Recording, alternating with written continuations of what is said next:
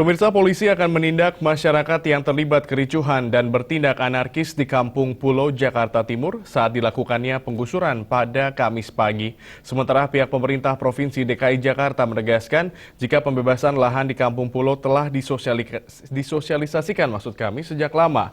Hal itu dilakukan untuk kepentingan wilayah Kampung Pulo agar tidak kembali dilanda banjir.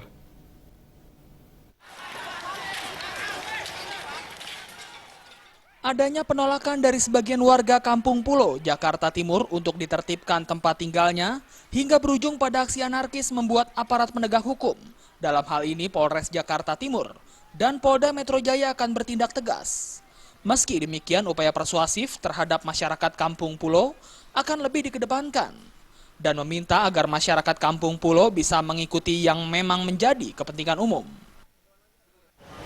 Langkah-langkah ini kita harus dilakukan. Dan saya sudah kerahkan tadi pasukan, kurang kita tambah lagi dari Brimob dan dari Sabara dan pasukan berseragam lainnya. Totalnya berapa? Termasuk kalau kemungkinan ada aksi anarkis, kita akan melakukan penegakan hukum.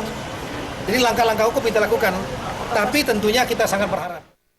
Sementara itu, pemerintah Provinsi DKI Jakarta sudah menyiapkan relokasi rumah susun, tempat di Jatinegara Barat dan Jakarta Timur untuk warga Kampung Pulo yang terkena dampak penggusuran.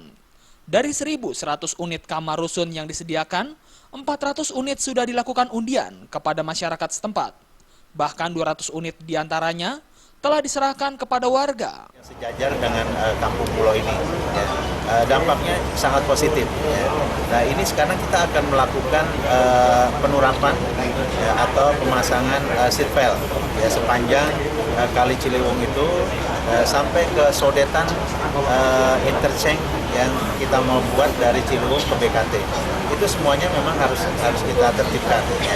Persoalannya mereka menuntut ya, agar tanahnya ini diganti rugi. Kericuhan terjadi diduga karena adanya oknum yang sengaja memprovokasi warga yang hendak direlokasi ke rumah susun yang telah disediakan pemerintah. Dari Jakarta,